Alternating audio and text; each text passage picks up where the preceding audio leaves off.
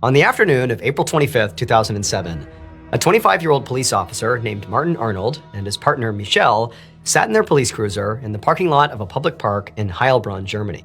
They were on their lunch break, and Martin was eating a sandwich and looking out across the park, which was mostly empty because it was a weekday afternoon. So Heilbronn was a medium-sized city in southern Germany, and it was generally a pretty safe area. I mean, for the most part, the worst crimes committed here were like break-ins or muggings. So Martin and his partner, they didn't have a whole lot of action happening around them. However, something Martin and Michelle and basically all police officers, for the most part, in Germany were acutely aware of was over the last 14 years, all across Germany, there had been this rash of crimes ranging from, home invasions and robberies to at least 2 murders that had basically all been committed based on DNA evidence by the same person, this singular woman whose nickname was the woman with no face.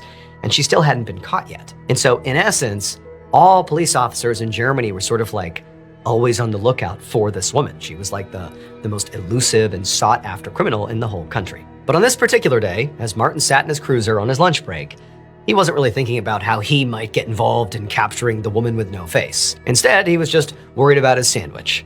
And so he went to take another bite of his sandwich when he heard the back doors of his cruiser open up. And he whipped around and he looked, and there were these 2 people who had approached the cruiser, and each of them were carrying a gun. And before Martin or Michelle could do anything, these people raised their weapons and they fired, and everything went black.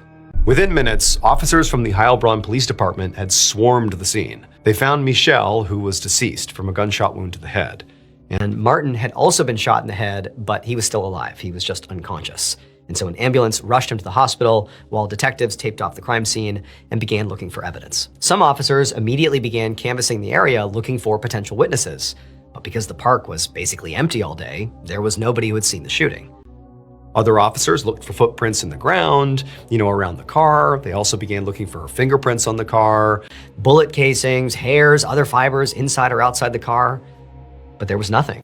And so at this point, the investigators are like, okay, all we know is there's been at least one shooter, maybe multiple, because they have not spoken to Martin, who's unconscious. They have no idea what he's seen. So they're seeing that at least one person has managed to come up to a police cruiser, undetected presumably, open up the doors, shoot both officers in the head, and then get away without leaving behind any obvious evidence.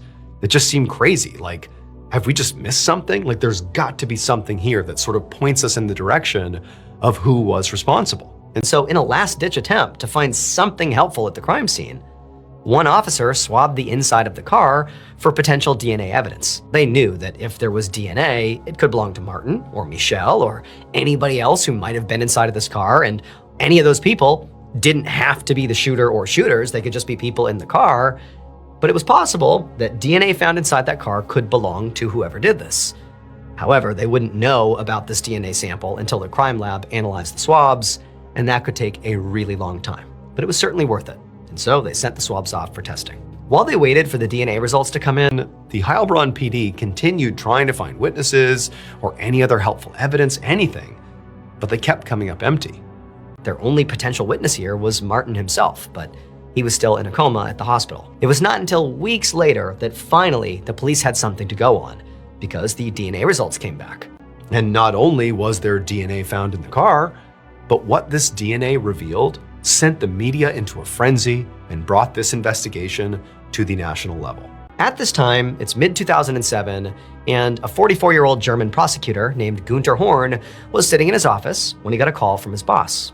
And his boss told him, the woman without a face has struck again, this time in Heilbronn. Günther's eyes went wide, and he immediately sat up and listened really intently, as his boss explained that 2 police officers in Heilbronn had been shot in the head while parked in their cruiser near this park. And the woman with no face, her DNA had been found in the backseat of their car. Now, Günther had always been fascinated by the woman without a face, so he was ecstatic when his boss asked if he, Günther, would lead the investigation into this most recent crime in Heilbronn that was potentially connected to this woman, and to try to finally identify who she was once and for all. Günther immediately said he would do it, and he got to work. Right away, Günther organized a task force to investigate this woman without a face. The task force was based in Heilbronn, But at Gunter's command, detectives on the team began reinvestigating all these crimes from all over Germany that this woman was involved in. They searched for patterns, for evidence, or witnesses that maybe had been missed during the original investigation. And through this effort, this team was able to come up with a very rough idea of who this woman was. They knew that she was very likely a heroin user because police had once recovered a heroin needle with her DNA on it at a public park. They also knew she had a lot of criminal contacts because many of her crimes involved co-conspirators. But anytime police had interrogated her co-conspirators, they had refused to say anything about her. It was like they were afraid of her. And there were a couple of other details that struck Gunter as being pretty odd. The only evidence this woman had ever left behind at any of these crime scenes was her DNA. And they didn't have a match in the database to pair it with, so they only knew she was a woman, but they didn't know who she was. In 14 years, she'd never left behind a fingerprint, a footprint, a hair, or anything else. So it seemed like, her crimes were extremely deliberate, very clean, very well planned. But also, she was clearly leaving behind her DNA at all these crime scenes. It almost seemed like that was her calling card. Also, what Gunter and his task force discovered is that in many of the crimes committed by the woman without a face, witnesses described seeing what looked like a man at the scene, not a woman. And this was obviously weird because, based on the DNA evidence, they knew unequivocally that their suspect, this woman without a face, was biologically female, not male. And so to Gunter, it seemed like, maybe this man that was being seen at these crime scenes was just one of the woman's co-conspirators, or maybe the woman without a face dressed as a man to avoid being caught.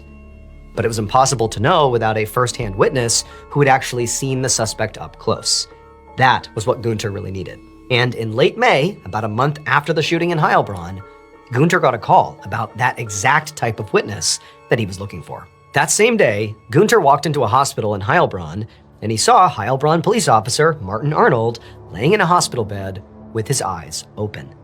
He'd been in a coma for a month now after being shot, but he had woken up. And he clearly was Gunter's best chance of catching the woman without a face because presumably before he was shot, he might have gotten a look at her. So he was that witness who might be able to describe her. And so Gunter, he walked over, sat down next to Martin's hospital bed, and he asked him to please tell him everything he remembered about what happened. And Martin, he was very distraught about the whole thing. He's just woken up. He's just learned that his partner has died. And so he's very emotional. But he ultimately tells Gunter that, realistically, he can't really remember what happened. He basically turned around, he saw there was, these two figures, but after he got shot, it was like he just didn't remember anything. And so realistically, Martin had almost nothing to offer, which meant Gunter was back to square one.